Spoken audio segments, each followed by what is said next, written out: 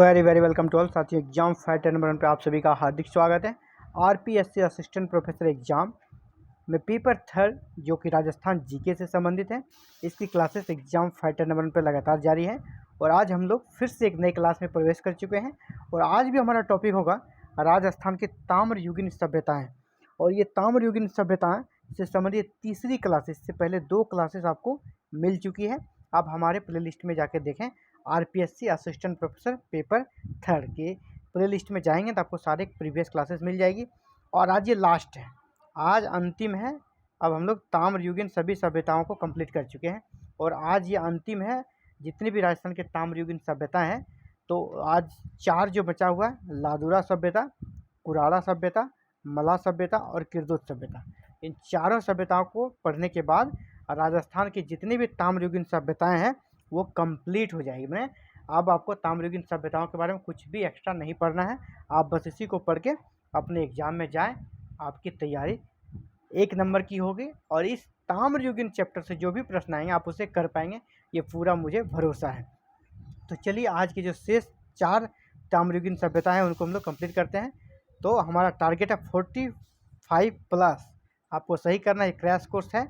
तो चलिए स्टार्ट कर। लादुरा सभ्यता, ये छोटी छोटी सभ्यता है। आज की क्लासेस भी छोटी रहेगी क्योंकि इसके पहले हम लोगों ने 2 क्लासेस देखी, वो जो कि डीपली कुछ बड़े क्लासेस थे, आज छोटी क्लासेस हैं। तो लादुरा सभ्यता अब बहुत ज़्यादा ये सब इंपॉर्टेंट भी नहीं है, कुछ वन लाइनर के रूप में 2-4 प्रश्न बन सकते हैं, उसी को हम लोग देखेंगे। लादुरा सभ्यता सबसे पहले पूछा जाएगा कि राजस्थान के किस क्षेत्र में, वर्तमान किस क्षेत्र में फलीभूत हुई थी। तो राजस्थान में जो अभी वर्तमान में भीलवाड़ा जिला है, तो ये भीलवाड़ा जिला, और भीलवाड़ा जिला में भी कहाँ, तो आसीन तहसील है ना, आसीन तहसील जो है राजस्थान के भीलवाड़ा जिले के आसीन तहसील, वो जो एरिया है वहीं पर लादुरा सभ्यता विकसित हुई थी। और इसका उत्खनन किसने किया था, B.R. मीना ने। कब किया था, 1998 में। तो 4 प्रश्न बनेंगे। पहला, ये किस जिले में थी लादुरा सभ्यता, भीलवाड़ा जिले में। भीलवाड़ा जिले में को अगर नहीं पूछा जाए, आपसे पूछ दिया जाए कि किस पर्टिकुलर स्थान पे लादुरा सभ्यता विकसित हुई थी, तो आसीन तहसील। उत्खनन किसने किया, तो B.R. मीना ने किया। कब किया, 1998 में किया। इस सभ्यता की विशेषताएं क्या रही है, यह पशु और यहाँ से पशु, जानवर और मानव की मृण मूर्तियाँ मिली है, लोहे के चाकू मिले हैं और तांबे की चूड़ियाँ मिली हैं। पहला क्या हो गया, मृण मूर्तियाँ। मृण मूर्तियाँ किसका, पशु का भी और मनुष्य का भी। चाकू मिला है तो लोहा का चाकू मिला है और तांबे की चूड़ियाँ मिली हैं। इसके बाद सबसे बड़ी बात, ब्राह्मी लिपि में अंकित 4 अक्षर मिले हैं ना, 4 अक्षर मिले हैं जो कि किस लिपि में, ब्राह्मी लिपि में अंकित है। 4 अक्षर मिले हैं जो ब्राह्मी लिपि में, ये सबसे इम्पोर्टेंट है, इस चीज़ को आप देखेंगे, ठीक है। आपसे पूछा जाएगा ये कि राजस्थान के ताम्रयुगीन सभ्यताओं में किस स्थान से ब्राह्मी लिपि में अंकित अक्षर मिले हैं, तो लादुरा सभ्यता में। लादुरा सभ्यता में तो कहाँ मिला है, लादुरा सभ्यता में। तो ये हो गया। अब चलते हैं अगली सभ्यता को देखते हैं। अगला है कुराड़ा सभ्यता। कुराड़ा सभ्यता, ये कुराड़ा सभ्यता होता है, अब वर्तमान में किस जिले में है, तो नागौर जिले में। कुराड़ा सभ्यता कहाँ पर विकसित हुई थी, वर्तमान में वो जिला हमारा नागौर है। और इसका जो उत्खनन किया गया वह 1934 में किया गया। कुराड़ा सभ्यता का उत्खनन कब किया गया, 1934 में। और इसका उत्खनन किसी पार्टिकुलर व्यक्ति के द्वारा नहीं किया गया, बल्कि राजस्थान सरकार के द्वारा किया गया। राजस्थान के सरकार के द्वारा किया गया था। और इस सभ्यता की मुख्य विशेषताएं क्या रही, प्राचीन राजस्थान के पश्चिमी एशिया, है ना, विशेषतः ईरान के साथ संबंध का पता चलता है। इस सभ्यता से हमें क्या पता चलता है, कुराड़ा सभ्यता जो थी उसका ईरान से संबंध था। तो आपसे पूछिए कि ये जो हमारा राजस्थान की ताम्रयुगीन सभ्यताएं हैं उनमें से किस सभ्यता का ईरान के साथ संबंध था, तो कुराड़ा सभ्यता का। तो 4 प्रश्न बनेंगे। वर्तमान किस जिले में, नागौर। इसका उत्खनन कब किया गया, 1934। उत्खनन किसके द्वारा किया गया, राजस्थान सरकार के द्वारा। और किस सभ्यता का संबंध विदेशों में पश्चिम एशिया, विशेषतः ईरान के साथ था, तो हमारा कुराड़ा सभ्यता। ये 4 ऑब्जेक्टिव प्रश्न यहाँ से बनेंगे। चलिए आगे बढ़ते हैं। मलाह सभ्यता। मलाह सभ्यता हम लोग देखेंगे। मलाह सभ्यता क्या थी, ये वर्तमान भरतपुर जिले में थी। मलाह सभ्यता राजस्थान के वर्तमान भरतपुर जिले में विकसित हुई थी। यह और अगर पर्टिकुलर जाके प्लेस को पूछा है तो यह स्थल वर्तमान में कहाँ है, केवलादेव अभयारण्य जो कि भरतपुर जिले में स्थित है वहीं पर। आज जो हमारा राजस्थान का केवलादेव अभयारण्य है वही उसी एरिया में पहले कौन सी सभ्यता थी, मला सभ्यता, केवलादेव अभयारण्य के क्षेत्र में ही।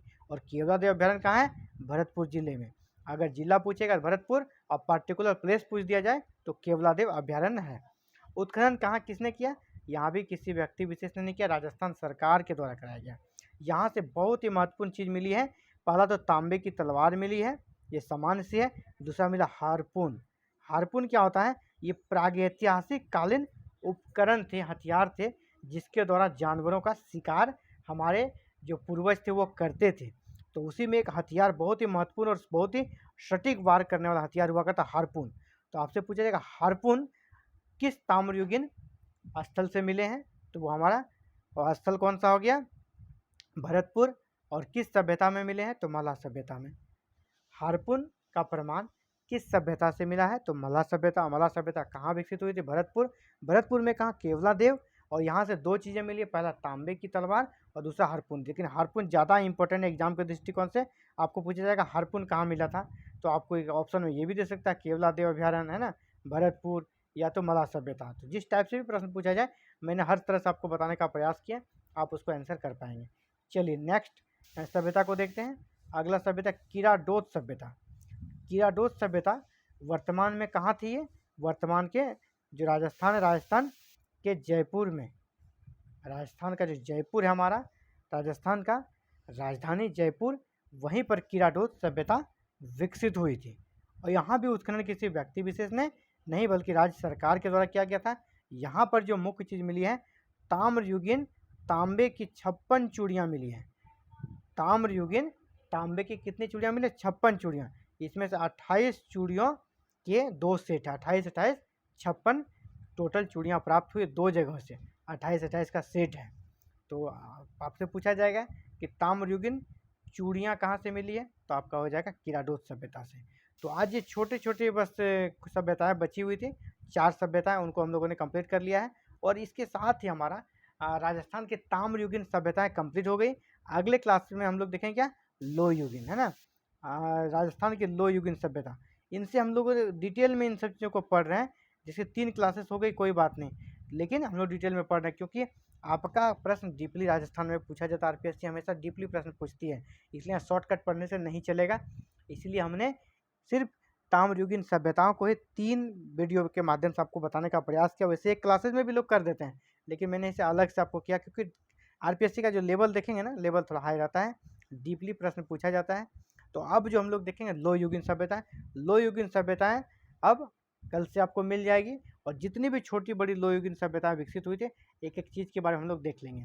साथियों, आपने अगर RPSC assistant professor, Rajasthan assistant professor का फॉर्म भरा है और आप चाहते हैं कि आप सफल होना है और बिल्कुल फ्री में आप पेपर 3 की तैयारी हमारे साथ जुड़कर कर सकते हैं। और बिल्कुल टॉप क्लास की आपको पेपर 3 की तैयारी कराई जाएगी।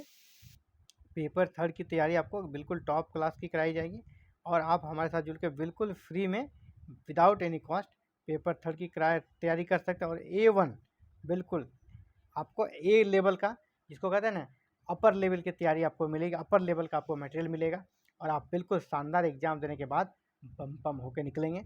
तो ये था साथियों आज की class. Thank you very very much for watching this video and connecting to exam fighter number. आप भी चाहते हैं, आपको भी क्लासेस करना है, क्लासेस का लाभ उठाना है, तो हमारे साथ जुड़ सकते हैं। जुड़ने के लिए हमारे चैनल को सब्सक्राइब कर लें, बेल आइकन को प्रेस कर लें और ऑल बटन को क्लिक कर लें ताकि आने वाले सभी क्लासेस की वीडियो का नोटिफिकेशन आपको मिले और आप क्लासेस को देख सकें। थैंक यू, धन्यवाद।